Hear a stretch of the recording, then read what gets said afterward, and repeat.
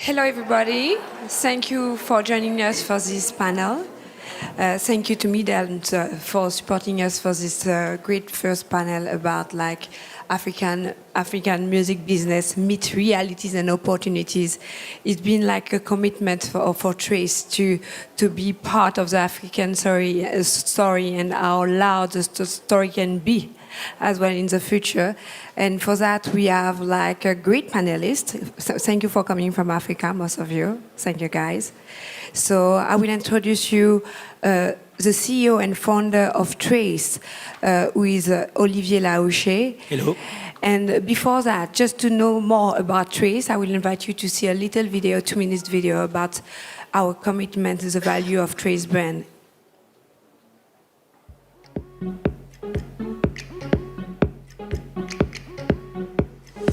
We question everything. We move the needle. We hustle. We are DIY. You're bi-coastal. We're from Brooklyn, London, Lagos, Kingston. We're global by nature. We code switch for a living. We work in Atlanta skyscrapers, but our grandmothers bathed in rivers. Dialect is our first language. Job interview is our second. We're not just looking for jobs. We're looking for meaning. We spray paint. We spray money. We run things. We do the math. We learn from our mistakes. We start the party. We contain multitudes. We make taste. We knew Basquiat's genius before Jay-Z name-checked him. We taught Beyonce to dance. We move on the Chris O'Feely Fetty Wap axis, the Neymar and Usain Bolt axis. We've partied with WizKid and tweet with Kanye. We are the media what David Ajayi is to architecture, what Serena Williams is to tennis, what Naomi Campbell is to supermodeling. We breakdance in Korea. We are simultaneously ancient and modern. We develop new styles based on old values. We're a new kind of conqueror. We take down fascist flags. We are a threat. We are people of style and power. We are woke. We are restless. Our soul is not for sale.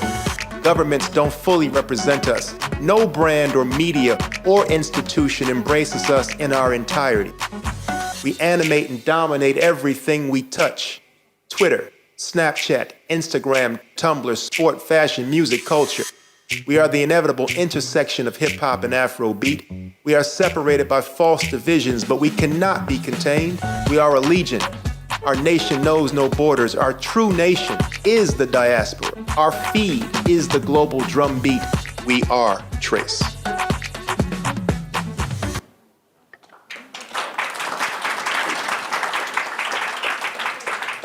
So, hello gentlemen, I'm Moana Liu, Chief Creative Officer, Marketing Officer of Trace and Creative Officer of Trace.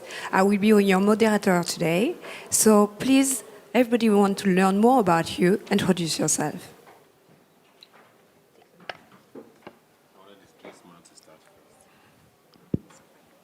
My name is Kelvin Orifa.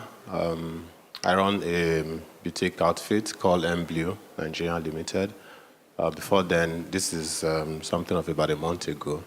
But before now, I work with MTN Nigeria, one of Africa's leading telecommunications service provider. In Nigeria, for instance, we have over 60 million customers. So I've worked there as manager in charge of segments across youth segment and mass market. So I've spent more time identifying areas of partnership with music for the brand from the perspective of endorsement, brand endorsement, live music concerts and shows, and of course working to create a platform that can help monetize content for Nigerian music artists. I'm glad today that those platforms have become rallying points for African music, and so now I'm on my own to create opportunities for brands who also want to do business in Africa in the areas of media, music, and on mobile for us to talk. Thank you. Manifest. Hello, everybody. Oh, jeez. Hello, Manifest. Hello, Manifest. You are sleeping, Manifest. Maybe you can. Hello, everybody. Jeez. If this was a concert, I'll give you your money back. I'm kidding. No, thanks for having me. My name is Manifest. I'm from Accra, Ghana. I'm a musician, rapper. I was born and raised in Ghana, and then I became part of the diaspora, and then I came back home, and now I am back home. So I really do like that video because of the connection it creates between the Africa home and Africa abroad, because I think that's part of my story, beginning my career outside of Ghana in Minneapolis and then moving back home. What I do, music always represents that hybridity between Ghanaian music and the Western music that we grew up listening to as well. I think that's all. I'm excited to be on this panel because we can have some real, honest conversations about the things that are going on in African music. It's an exciting time, I think, for African music, but we also have to be honest to be able to push it forward and to progress past where it is and to make potential reality. So thank you for having me. Hi, I'm David Alexander. My company is called Sheer Music Publishing. We started in Johannesburg 21 years ago.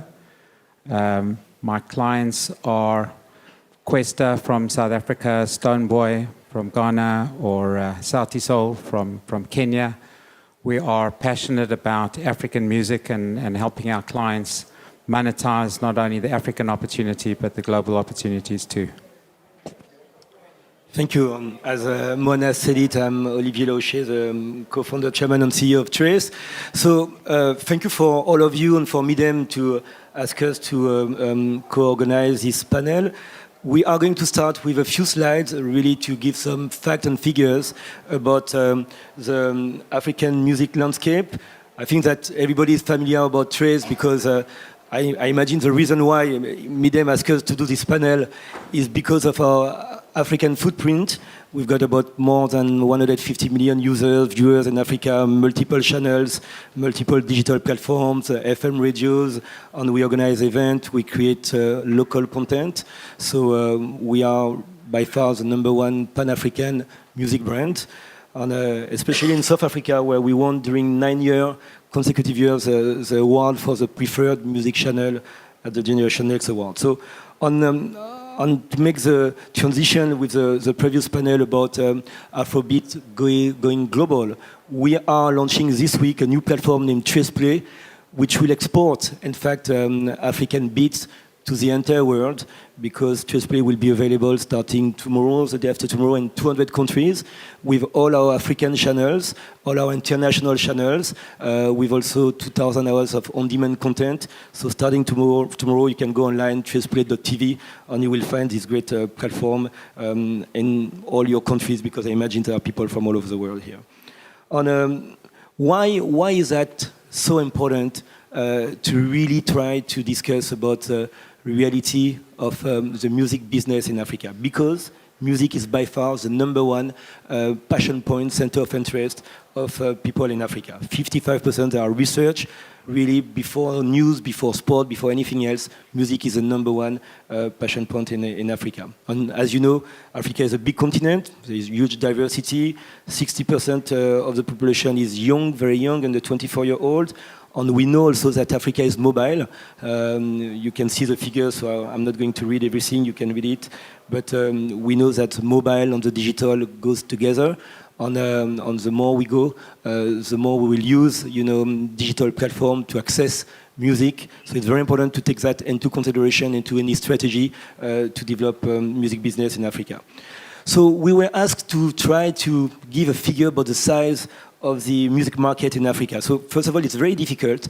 I went to the Ernst & Young, to the PricewaterhouseCoopers research about the size of the music market, and the figures they gave are not accurate at all. They don't take into consideration the reality of the live, music, all the sponsorship with big brands that are putting millions of dollars behind artists. So just to give you an idea in the research, just for Nigeria, the total amount of normally sponsorship investment was less than $2 or $3 million, which doesn't represent the reality. And I think you can give us maybe the figures of MTN alone. It's much more than that. So it's difficult to have figures, but what we can say is that this is growing very, very fast, faster than any other continent. On the media, on the music, on the entertainment market, represent in certain countries more than 3 or 4% of the total GDP. We know also that the African youth, which are really one of the core targets of the music, industry, spend a lot of time on social media. We know that really that their smartphone is really something super important in their life. The penetration of smartphone all over Africa is about 30%, and certain countries it goes up to 55-60%. But you have to understand also that most what we call smartphone in Africa, a big part of them cannot handle app. So even it is a smartphone with a big screen, most of the app from the App Store or Android Store will not work on these smartphones. That's very important also to know, because it's a reality also. So what are the challenges that we identified when we discussed with all the artists, the publishers, the broadcaster? Piracy is definitely one of the main issues. You've got the reality of many countries not having a proper music right collection system. It's still very expensive to have data. That's a major, hurdle to develop the streaming business. We've got the traditional challenges of Africa, where in many places, when you don't have electricity, when you don't have a proper venue to organize events, that's really a challenge to develop the business. And also there is this reality of a few countries, Nigeria, South Africa, Kenya, are taking a big stake of the African music business, whereas you've got a lot of smaller countries that do not have all the infrastructure to develop their music business. So there is not much support from the government, so most of the artists and music companies are really developing themselves using their own resources. And sometimes also we had this concern that the best artists will leave Africa because it's difficult for them to live just with the resources they can make in Africa. On the reality of having also so many diversity also in the languages can be a challenge, even though it can be also a benefit, because the one who really address this reality and manage to develop a platform using vernacular languages will immediately make the difference. So opportunities there are many. I think the panel before was very vocal about the reality on the strengths of the African music, of the creativity, the diversity, the massive innovation that we can see in this market. There is no real legacy, as we could see it in Europe or in the US. So we had to start everything from scratch during the last years. So at least there is a huge energy behind this music industry. The fact that so far there is no real strong, localized streaming platform for music. It's also, I think, a big opportunity for some players. The fact also that even if the diversity and the number of countries that we have in Africa can be a challenge, it's also a massive opportunity, because there is this sense of being proudly African, whereas you are from South Africa, from Nigeria, from Ghana, or Cameroon or Ivory Coast. Even if you've got a different identity, you are African. And that means that the artists also collaborate more and more. The music is more and more crossover, thanks to the digital platform. At the same time, we can launch, artists all over the African continent, so that's a great opportunity also. And music is everywhere. Music is everywhere. Music goes beyond music into the film industry. Benki W recently released a very successful movie in Nigeria. So you've got more and more brands, using music for their communication, for all their action of engaging with their audience. So it's something that is in everyday life of most of the people. So we can see that's a real opportunity also.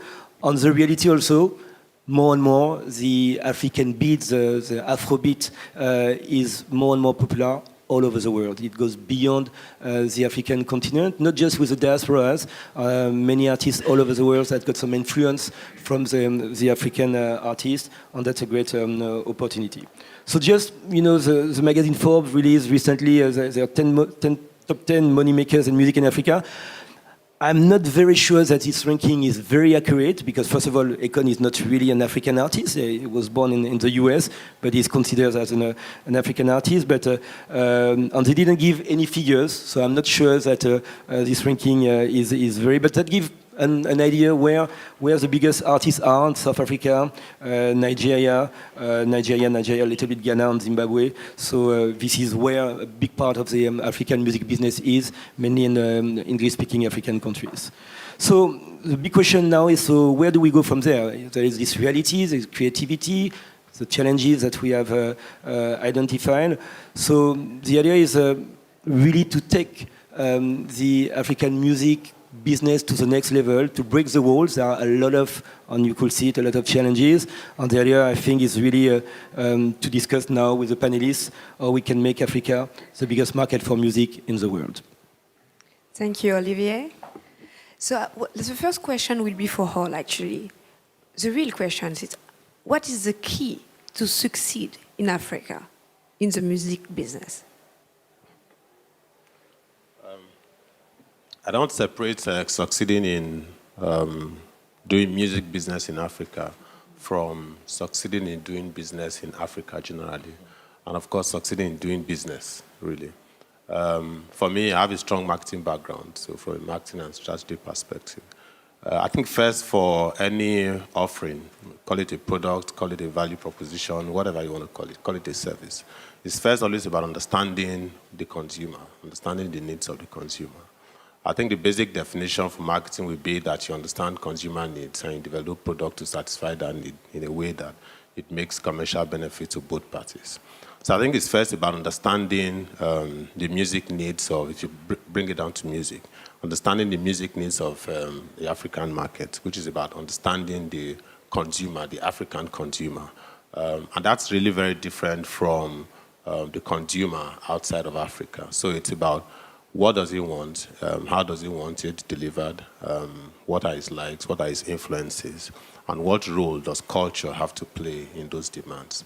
So I think that understanding that perspective will help us to do good business in Africa. And I mean, I can share an experience from an MTN perspective.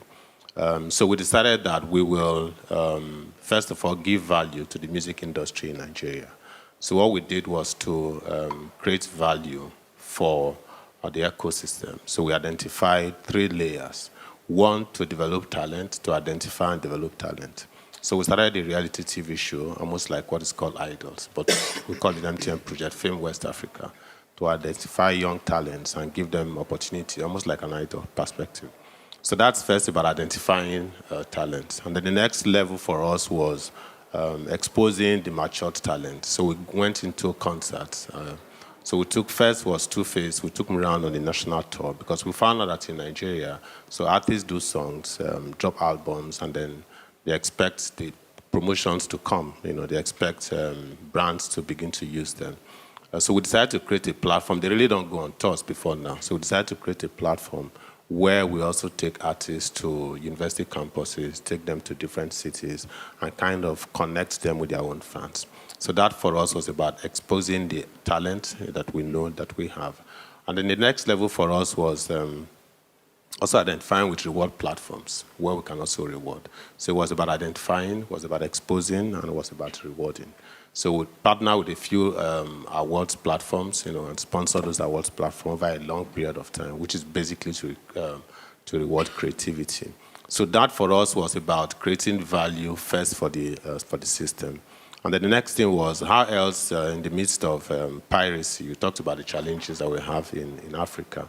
Key there is piracy. And of course, like Banky said, piracy is everywhere. So we decided to create opportunities where artists can monetize their content. We started in 2008 with what we call the coloring back tune, which I think is very prevalent, especially in developing countries, because you subscribe to a service, so when a call comes, so there's a ringtone at the back. So the person that subscribed does not enjoy the music, so it's the caller that enjoys the music, but it was the one that subscribed that makes the payment. But that took off on a very great note. I know of 60 million MTN customers. We do have about 60% of the base subscribes to caller ringback tunes. That became an explosion for revenues for the artists, because for a single song of 5 minutes, 5 minutes, you can unpack that into three, four caller tunes. So that was the first thing for us to create that monetization platform for them. And they could see that they can make money for themselves even without necessarily doing any shows. Sorry to interrupt you. Kelvin, can you tell us how much money an artist doing that with you will make with one song, with the MTN platform? How much money in his pocket at the end, more or less? So the revenue share along that line is 60-40, 60 to network providers, and then 40% to that is shared, to the artist, down the line to the artist. Can I ask you why you're being sued by COSON, the collecting society in Nigeria, for non-payment of mechanical royalties? Okay, I'll come to to the that. writers. Okay. Thank you, David, for the question. Okay. Okay, I'll come to that. But just to bring it back home to the point in terms of value creation. Yeah, value and I'll come for to songs that value works for well. the ecosystem. So, it's charged at 50 naira. Somebody needs to do that calculation, divide by 360. That's what is charged. So for a single song, you can unpack that into 4 parts of 50 naira. And then the next one we had is the streaming platform, which today it's about #1 streaming platform in Africa. So for us is doing music business in Africa must begin with adding value to the African business environment. I think that's the summary of what I'm trying to say. If you add value to the ecosystem, then you can't get value out of the ecosystem. David, you point like the fact about the collecting society, how it works for an artist how to succeed with a very limited collecting societies in the continent. So I grew up in an environment where there was a mature collecting society. The system in South Africa was developed. It followed international best practice, and I didn't realize that there was a difference. Having now traveled over the last 10 years on the continent, I really do see a broad range of collecting societies, some of which work for their local members and some of which don't. The majority of the challenges are that they don't collect enough money, their administrative costs are too high, that they don't get data from the people who do pay them. If they do get data, they don't distribute according to data, they distribute according to membership. And therefore you have what Olivia mentioned, which is the exit from the African members who are successful and economically traveling, and they will go and join a SACEM or a GEMA or a PRS or an ASCAP because they want to get paid for their uses and their local membership doesn't work for them. For the majority of African artists, their revenue comes from their domestic market. So, and that's very segmented, and they need to understand that and how to survive in their own market. Certainly, I think that there's a lot of opportunity coming through the globalization. The streaming services like Apple Music launching in 17 territories or iTunes, that's added a lot of money back. But from the figures that we see, 90% of that is still South Africa, and that's based on the fact that it's a credit card, that there's a system that doesn't really take into consideration how the local consumers are going to pay, which is through mobile money, through the caller tunes, and then the money which comes for that is often being collected and paid to the wrong people, or the people who are taking revenue share for aggregating are taking large shares and buying out rights. So the experience in each country is slightly different, but for each African artist, I think understanding their own local market is necessary for their survival.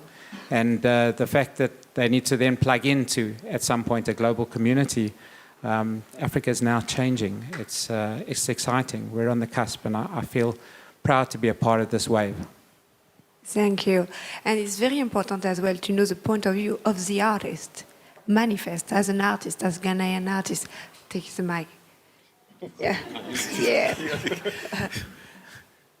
You have a lot to say. Is it the keys to success? Are we still addressing that? Okay. I think there are two things that I would say from the artist perspective. Well, Africa is, I can say sometimes it can be a ridiculous place, in all fairness. So one key is to be resilient, because doing business and expecting to just go in and everything will work perfectly, even in a place with infrastructure like South Africa, it's unrealistic. Without resilience, whatever business you do in Africa, you might be driven out very quickly. I'll give you a quick example. I mean, in Ghana a couple of years ago, all of a sudden we had these load shedding power cuts. I mean, the cost of recording alone for us, for me, soared, maybe more than tripled. If I'm an artist who decides that, okay, then this means I can't record, then it's over. And that was an unexpected cost working on a project. You're going to wake up one day, maybe you want to register an LLC and go through unnecessary red tape. Somebody wanted an envelope somewhere. I mean, these are realities that you would have to withstand. And without resilience, you're going to complain and say that this shouldn't be, etc. So from an artist's perspective, resilience is important. Otherwise, I would have quit a long time ago. Second thing is, I think, to be innovative. Because if you think there's nothing there, if you release an album and you say, I want to tour 10 regions in Ghana, there might not be a system already in place to do that. So what do? You create the idea, pitch it, and try and make it happen. So for us, we've been doing things, a lot of things that have not been done. When I released my last record, we're like, okay, you know what, nobody's buying music, but there are some people who are always trying to fiercely support, you know, and people are digital, but people still want CDs in Ghana. So there's some young guys who have a company approached us about their new, like some kind of Craigslist for Ghana that they have. It's called 15 Ghana. And we set up a mobile money payment system and delivered in all 10 regions, free delivery, and they paid by mobile money. And it kind of worked perfectly. We didn't say an incredible amount because we didn't have that, but it worked very well. We in the 8 regions, but there was nothing like that. And now I've seen that somebody else is trying to build on something of the sort. So you have to innovate. If it's not there, you have to create it. Simple. Yeah. Olivier, it's Trace been very successful in making like the African music global, and how do you proceed? Because for the artists to go to the channels, put the music on, how they can be heard, and how do you help them?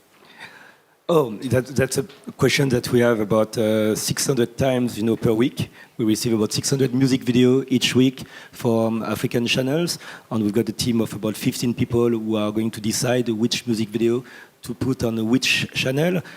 Sometimes it's most of the time it's complicated, and we've got the head of our music programming. I think in here he could be better than me to answer to that. But I mean, we've got some internal creative, criteria. We've got the format of our different channels, so which is very complicated for certain artists to understand that if we've got a hip hop on R&B channel, we are not going to put maybe some reggae music because it's different formats, not exactly the same audience. So it's about marketing, segmentation, and it's true that because, and you said it, the live performances are very important for the artists. They need to have this exposure on TV so that they can raise their profile, make their brand known, and have some support from brands, from the audience that will go and attend their performances, their concerts. So it's like any broadcaster or media, we've got our rules. We are now trying to develop more digital platforms so that everybody can get access to the Trace environment in Africa, on the rest of the world, because unfortunately it is limited on a linear TV channel. Most of the time you will have about 100, 150 music videos at the same time, in playlist. So, and we can go to more than that. So we do our best. Africa deserves to have maybe 100 or 200 music TVs, but economically speaking, it is impossible. So in many countries, you just have 2 or 3 music channels, and most of them, Trace is part of this, small bouquet. And the idea is that we try also to bring this innovation. Innovation is really a key word for what we are doing so that we can launch more channel, as I said, on using the digital platform. So basically, what we do understand, the idea now is to disrupt the model of the economy, like. I think you have to adapt. You have to adjust based on the reality. Africa is a massive continent. I think the creativity of this continent is bigger than anywhere else. But the reality, and let's be very honest, the reality of the economic situation of the wealth of Africa, we cannot support, the African market cannot support all good artists. So that creates a lot of frustration, even if they are very good, sometimes they won't find, enough money to make a proper living.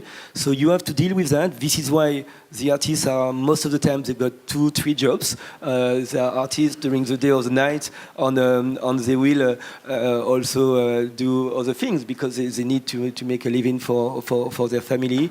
So we have to deal with this reality on the fact of having this global now, footprint, drive some additional revenues. So maybe that will be one of the solutions to create more global platform to generate revenues from the rest of the world. Okay, so what we do understand, we cannot wait to have Midem focus on Africa next year because we have a lot of questions to ask. Thank you, guys. Thank you for joining us during this conversation and during this journey that is just starting. And if you have some question, I invite you to join us on the terrace to ask the panelists what you want actually about how to develop yourself in Africa if you're an artist and how to succeed in Africa as well if you have a business. And because I know that as well that if you want to know John, you have to know Safa, right? Mona, maybe we can take if there are questions now. No, we don't have time. Really? 2 minutes question because one question. We take one question one in case. Question. Is there any question? Okay, so it's not no question. Okay. No problem. Fine. I imagine it was a multi-million-dollar deal, so it's okay. A big publishing deal with. So feel free to join us on the terrace for any question, and because this is a big journey. It's starting to be very global, and this is a story that we're starting to write now. Thank you for.